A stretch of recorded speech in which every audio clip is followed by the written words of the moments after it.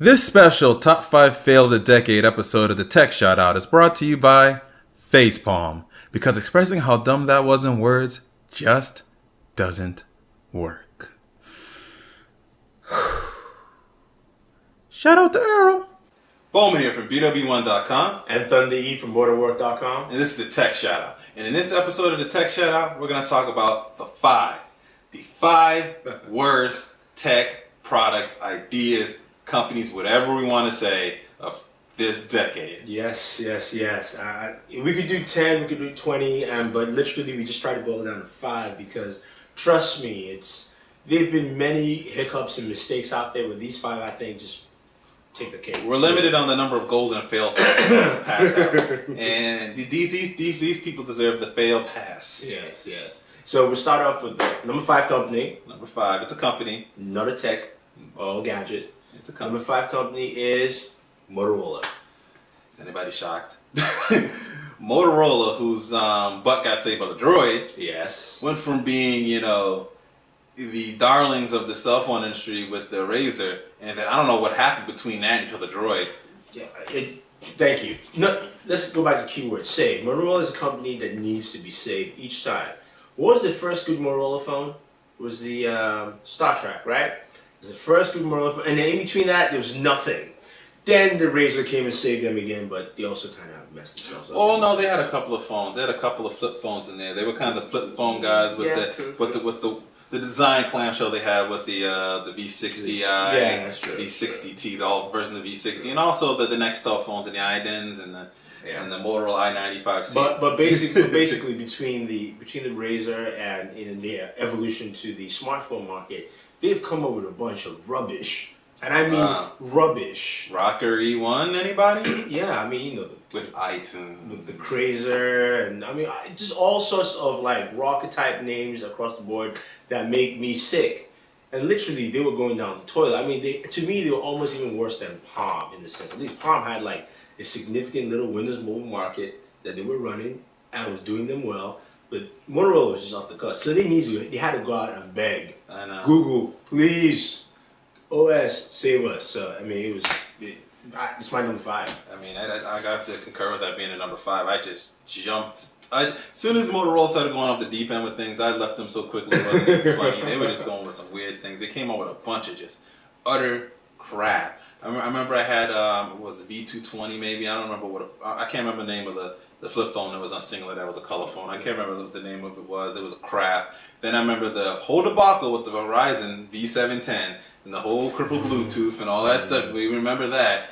And then I didn't touch another Motorola device until recently with the Droid. And that's it. I mean, they from crappy proprietary connectors and just you can just run through the whole list. And we're not even talking about the set-top box division. We're not even talking about all the other divisions. We're just keeping it at cell phones. We're keeping it at cell phones right now. So that's our number 5. Oh, and their Bluetooth headsets all sucked.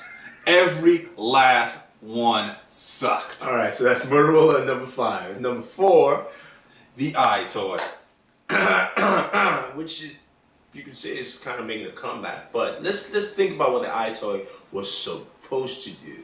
It was supposed to be the first motion control system, or at least addition to a system. From the PS2, Sony had given all this stuff, and all they gave us was Kung Pao, punch in the air, or actually punch in a certain direction. Hopefully it hits. That's pretty much what it was. Oh no, it gave us the chess and poker game too. Yes. So I mean, there's been no innovation on there. I mean, now they're trying to make amends with the new iToy. Is it called the iToy HD? Or I think it's just called the iToy. Oh well, the HD iToy on the PS3. Going along with the Magic Wand. With Magic, we still don't know because it's not out. So literally, maybe in 2010 it will redeem itself. Could be, but in this last decade, the iToy has given us nothing. And I mean, it's contributed nowhere in gaming whatsoever, other than you taking a picture of yourself and put it on your avatar, which I can easily upload that and do it anyway. So here's the best part about it. It fails in the fact that it gave the other two companies better ideas to do, because Nintendo went and said, well, you can try and do motion control, we're just going to perfect it and do a lot better. And then pretty much Microsoft copied it and put out their version of the iToy. Didn't go probably as well. Probably did a little bit better than the iToy. At least there was some development for it. But that leads into Project Natal. Yeah. Already with those things. So it's who had an iToy? I don't know. If you did, let us know. Seriously, let us know. I mean, fail. Yeah, just let us know. You know, I mean, maybe you enjoyed it. Maybe your little brothers and sisters liked it. Who knows? But as far as we know, it's number 4 on the list. 4F for fail. Now, number 3 is our very good friends at Apple. Not the company. Just hold on a second, Apple fanboys. But you hear about it in my segment when we talk about Apple TV. But that is what we're talking about. That's the number 3, Apple TV. Where is it now? Same place as the Mac Mini. Yes! Yes! Same place as the Mac Mini. No evolution, no movement, no jump off. Now, I mean, look, Apple, was on this roll with the iPod, the iPhone. I mean, they were taking charge. iTunes was rolling. Yeah, so they're like, all right, Apple TV. Now, and let's limit it as much as we possibly can. Exactly. Make it expensive. You also don't make accessibility to programs easy, be it free or even paid. You can't even plug in a cable box to it. You can't plug, I'm sorry, not a cable box, but you can't plug a cable wire or anything inside it. It can't really connect. It's kind of its own, it was a glorified home media extender with a hard drive. Yeah, exactly. I mean, to me, it doesn't make any sense. It's not worked. I mean, I forget what I say or what Bowman says. Just look at the figures. It's not selling.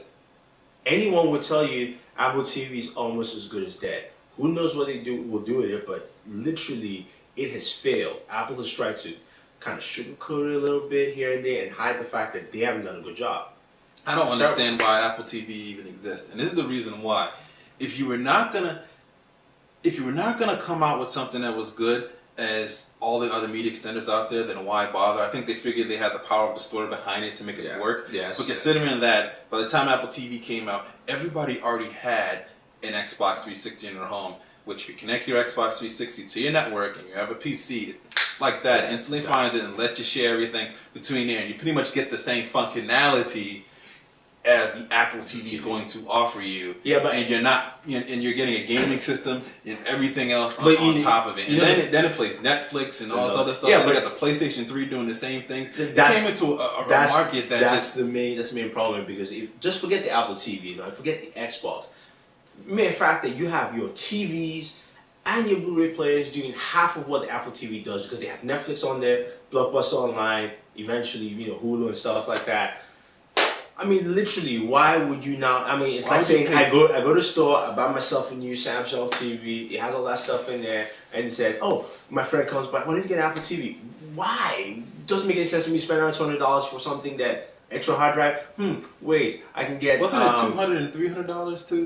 It's like it was between $200 and $300. I think the first for the 2 different hard drive sizes. Models. Hey, I can get no CD-ROM to go with it. Nothing. If I really wanted a hard drive, I can get one of those Western Digital hard drive extenders for what is now under $100 for a terabyte. Yeah, and it does the same thing. 1 TB, 1 terabyte, same thing. So, I mean, I guess it worked for the Apple users out there. I don't think so, because I don't know anyone who has. I don't know anybody that has it either. But I'm just thinking in their ecosystem, if they don't have an Xbox 360 or a PlayStation 3, that's how they stream their media on their iTunes to their TV. I supposedly there was some way to stream it properly. I heard that was even really kludgy at best, and just put Front Row on there, which is probably one of the most uninspiring interfaces that I've ever seen in my life. And that was their attempt to battle with Microsoft on the front with Windows Media Center, and it just failed big time. All right, we're gonna go to number 2. Number 2 is, it could be number 1 if a product didn't come out this year to top it in a less time. But this could be an honorary number 1, literally. The N-Gage. Woo! The Taco. Woo! The portable gaming system. Gaming phone. There's a phone? Supposedly sideways. Like this. My friend had one of those. I'm dead serious. He talked to it like this. I need a photo to demonstrate. That was the first time when I saw somebody with an N-Gage. I saw him and I went to him and I said, "Go get a Sidekick." I would never ever recommend a sidekick any other time. He was well over the age of a sidekick, but he was on T-Mobile. I think he came out on T-Mobile, right? On T-Mobile, yeah. And I looked at him and said, "Go get a sidekick." Yeah, you failed. It is one of the. As much as I like Nokia as a company, you know, and yeah, they've slacked off. They could be on this list too in some parts, but that was one of the worst decisions they ever made. Nokia likes to throw out a lot of phones. It's a good thing about a company. Nokia could be on this list if they had an actual North American presence. All the other companies actually do. Yeah, true. This is the only thing they've ever really done that got a big North American presence. That's very true. I mean, Nokia likes to throw out a lot of phones, which is good. Which is good. They throw a lot of high quality phones. They really do. Except the N-Gage, especially you think about it, N-Gage, right? Nokia has a lot of style. They make a lot of good quality phones, but that thing looked like shit. It really did. It looked really, really bad, number one, design front. They were going against two major companies in the gaming market. I mean, yes, PSP had just come out and Nintendo had the handheld gaming market, but PlayStation had the name to back it. Nokia wasn't known for gaming. So you don't just jump in and then release a hardware that looks like a cross between a tricorder from Star Trek, which looks better, and it looked like half of the Millennium Falcon, and a sidekick combined together. I mean, seriously, it was just. You remember one of those Choco Tacos? Every time I seen that, I wanted a Choco Taco. Yeah, I mean, that's what it was. Those are some good ice cream sandwiches. Good ass ice cream. Go get Choco Taco. It was literally a bad move, and of course, there was no gaming support for that thing either. I think it played Pac-Man. That was about it. Yes, I mean. It didn't make sense. I mean, it makes more sense for me to download games on my G1 now than for me to even somebody try to sell me that stuff for like $2, $5. I would not buy it. It's a waste. I remember going to E3 in 2006 and seeing the booth there, and the only reason I went to that booth was to take a picture with the booth players. I didn't even play a game. I just looked at it and said, "Fail," and walked by. They had the nerve. And I should put the pictures up. They had the nerve to actually have an N-Gage battle station where they had 12 of them set up in an arena style. And I don't know if you know what game they were playing, but they had a nerve that they took it serious. Like it's called marketing. You got to push your products. You got to push your products. At least to try that. Hey, but that is that's number 2. Facepalm. Number 1. I just found this out today, trust me, because This is an easy number 1. Because I had no idea this program was on. I mean, this is how, like... I didn't know this product existed until about 3 weeks ago. This is how horrible it is. Please just tell them. You can't say without a straight face. Just do it, because The TweetPeak. Yeah, you heard it. A device that you buy for $200 that allows you to tweet, and you have to pay for service. Yeah, if you want to get tweets into the device, you have to pay $8 a month. Or if you don't want to pay $8 a month, you can get a nice lifetime subscription for $100. Yeah, so now think about it. You can send tweets from your cell phone right now as long as you have a text messaging plan, so aka it's covered. And Twitter's free. Online. Actually, Twitter's free. My bad, sorry. It's free. It's free. So as long as you have a cell phone, you can tweet. As long as you have a computer, you can tweet. Why? And it didn't even have. You can only see a certain number of updates. It won't let you backdate on the updates. It won't let you see pictures. It doesn't have a browser that open links. All you can do is see a tweet and try to update your tweets, and that is it. Wow. Yeah. Like I said, I just found this out today, and that, to me, bumped up the N-Gage. You know, you never thought that the whole time you didn't even think the N-Gage would get bumped off, because there's a lot of failed products out there that we can make fun of and stuff, but the N-Gage just topped it. The simple fact that they were legitimately pushing that thing, they were pushing the fail so hard that they didn't even realize they were believing their own baloney when they were pushing that product, and then all of a sudden you get the TweetPeak. Yeah. If you bought that device, sorry, man. I don't feel sorry for that. No, not sorry. That I mean, sorry as in, I don't know what to say. Just.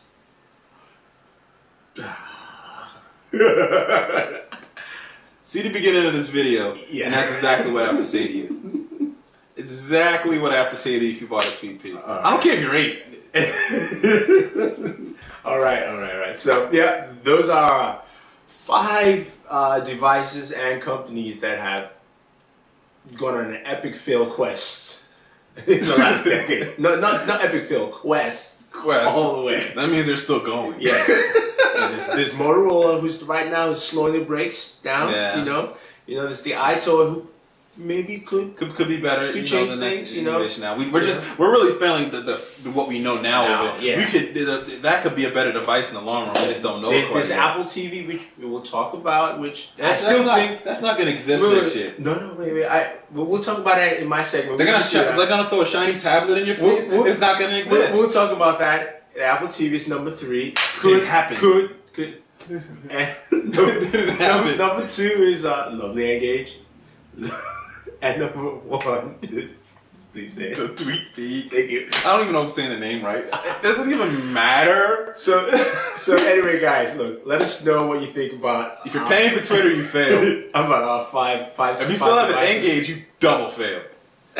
If you still are rocking an N-Gage now. Okay. So let us know what you think about our list. Put yours up. Put your list up. Post a video response right here below this video. You can put your text response right below. You can go over to bw1.com or boardatwork.com and you can let us know what you think of our list. You can put your own list up here too. And let's get your response. Let's see what you guys think about it. Yeah. So this is Bowman from bw1.com, reminding you to follow us on Twitter at twitter.com/bw1.com. And Thunder E from motorwork.com. Follow us at Twitter at motorwork.com. Subscribe to our RSS feeds. Subscribe to the YouTube page. Just click the yellow button at the bottom. And always remember to live your tech world in high definition. And always enjoy entertainment.